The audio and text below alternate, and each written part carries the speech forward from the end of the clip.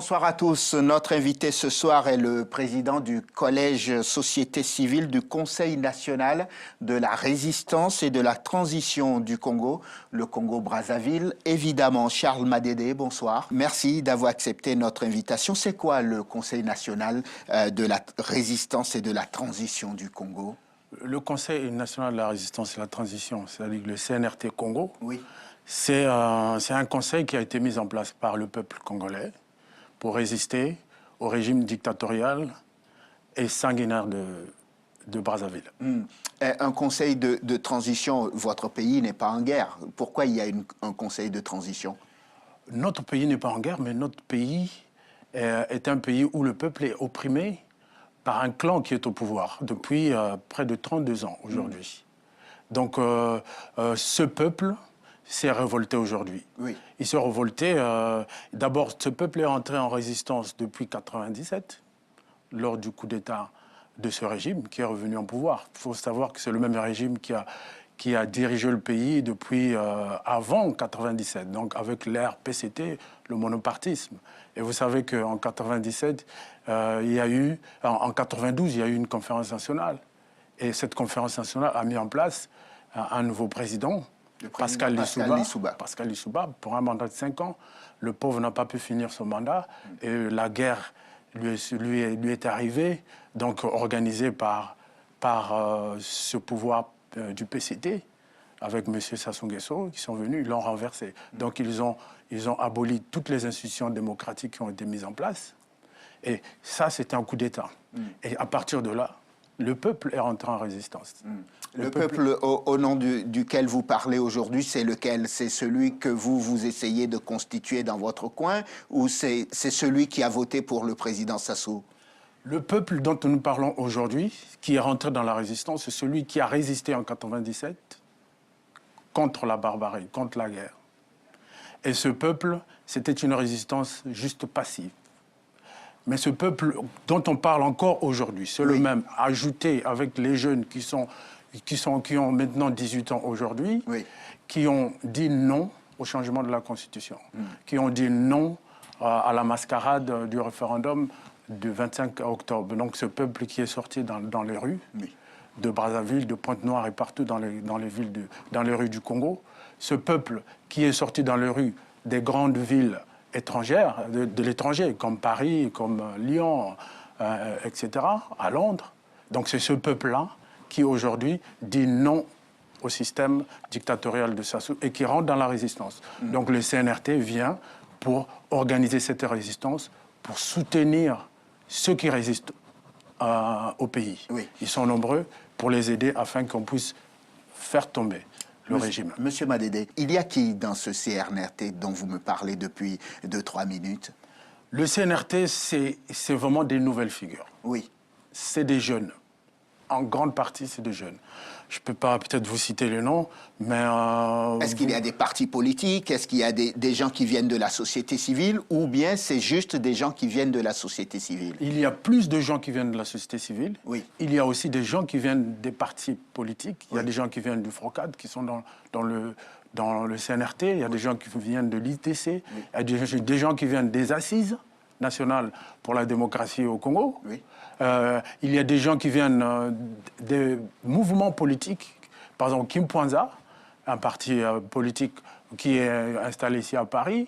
En fait, c'est des jeunes qui viennent de partout. Il n'y a pas que des sociétés civiles et les partis politiques, mais il y a aussi des entrepreneurs. Moi, je suis entrepreneur, par exemple. Il y a des fonctionnaires de la fonction publique ici en France. Il y a tout le monde. En fait, c'est tout un peuple qui est là-dedans. Vous êtes donc des opposants au régime de Brazzaville, on est d'accord? On est des résistants au régime. C'est quoi la différence? La différence, c'est que l'opposant, il est dans un système... Un opposant est dans un système démocratique. Donc, il se bat pour aller aux élections et tenter de faire de l'alternance démocratique à partir des élections. Mais aujourd'hui, le régime de Brazzaville n'est pas démocratique. On ne peut pas parler d'opposition. Le régime dictatorial de Brazzaville nécessite juste une résistance. La résistance, c'est de dire non tout ce que le régime peut faire. Vous dites le régime dictatorial. Ce n'est pas un dictateur qui est au pouvoir, c'est un président élu dans votre pays. Moi, je vous ramène aux statistiques. Hein. Vous savez, l'Organisation des Nations Unies fait des statistiques, généralement, notamment sur l'indice des libertés. Oui. L'indice des libertés explique ce qu'est une dictature. Oui.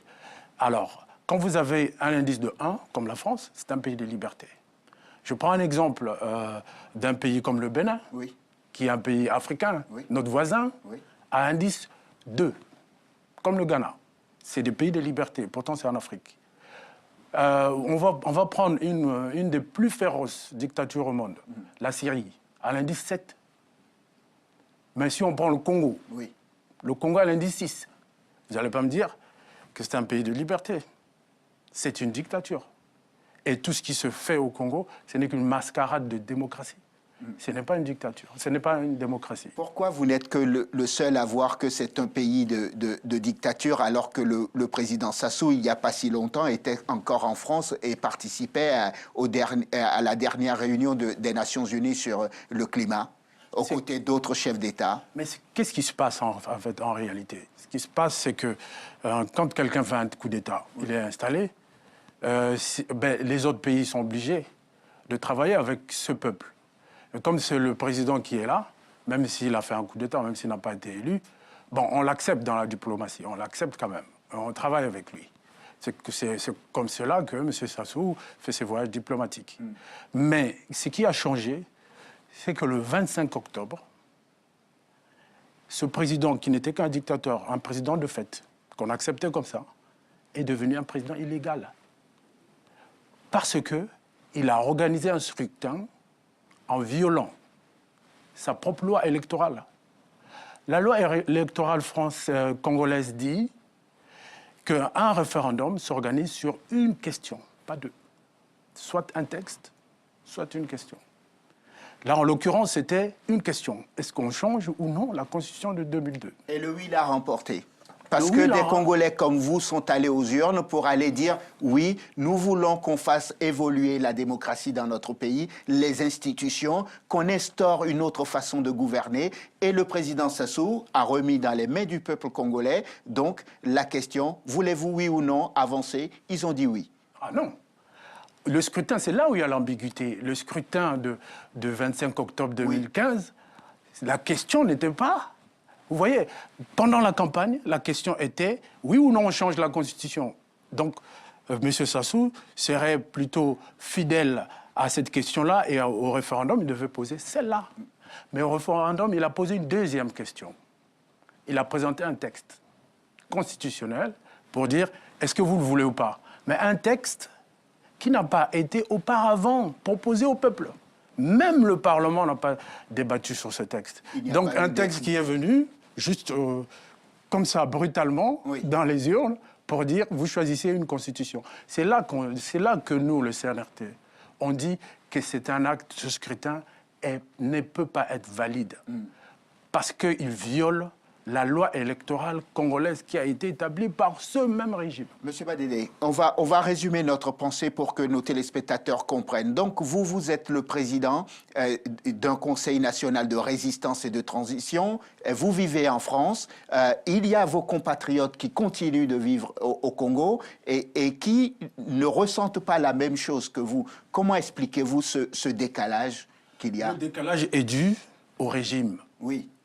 Vous savez, au Congo, si vous essayez d'ouvrir votre... D'ailleurs, il y a des opposants qui ont été incarcérés. Oui. Il y a les jeunes qui ont manifesté au mois d'octobre, de septembre-d'octobre, pour dire à M. Sassou de ne pas faire ce référendum. Ces jeunes sont incarcérés. Si donc, vous violez les lois de votre pays, c'est normal que vous puissiez répondre devant la justice, non? On viole.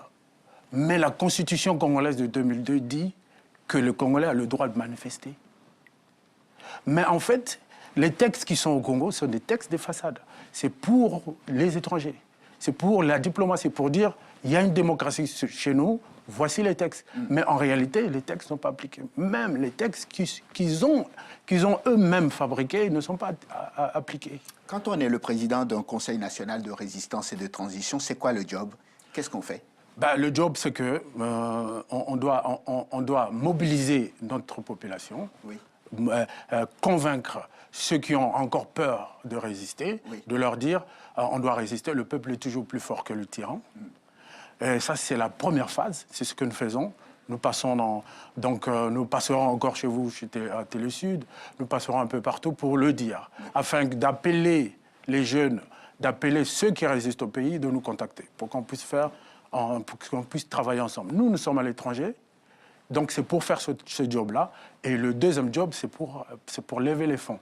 Parce que la résistance demande de l'argent. Mais le troisième axe, c'est aussi convaincre les gens qui soutiennent ce régime, pour leur dire, ne le soutenez pas, ce régime. C'est un régime qui va à la fin. Donc de rallier tous les soutiens du régime de Brazzaville vers la cause du CNRT. Et la quatrième phase, c'est de dire à la diplomatie que le CNRT, étant un organe issu du peuple, c'est le seul organe qui, aujourd'hui, doit représenter le Congo. Il n'y a pas si longtemps, le président Sassou, lors de son adresse au Parlement, a accéléré le calendrier. Si j'ai bien compris, il y aura donc des élections présidentielles anticipées en mars, vers la fin du mois de mars.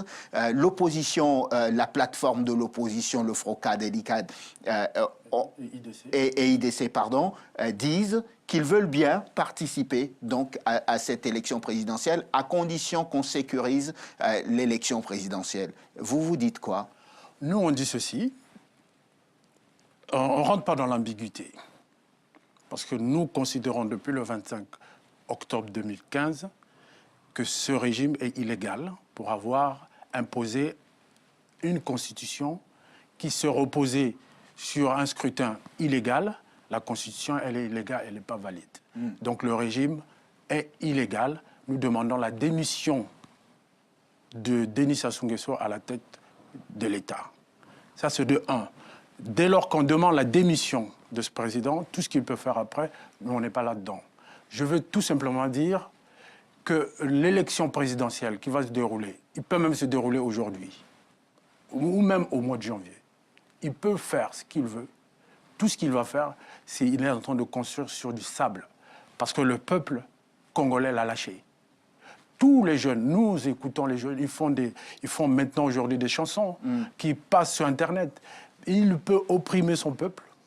Tout ce qu'il peut faire, c'est que le peuple l'a lâché et son heure est arrivée. C'est-à-dire que nous, peuple congolais, nous arrivons au bout du tunnel. Le régime va tomber comme une feuille morte parce qu'elle ne tient plus. Il ne tient plus ce régime. Il ne tient que sur de l'argent. L'argent ne peut rien faire si on ne crée même pas de la richesse dans ce pays. Ce pays est asséché. Ce pays qui regorge plein de richesses est sec. Il n'y a rien, aucune création de richesse. Donc nous, tout ce qu'ils peuvent faire, nous ne rentrons pas dans ce jeu-là.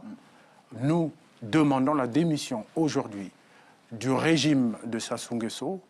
Et s'il résiste, le peuple prendra le pouvoir. Charles Madédé, merci.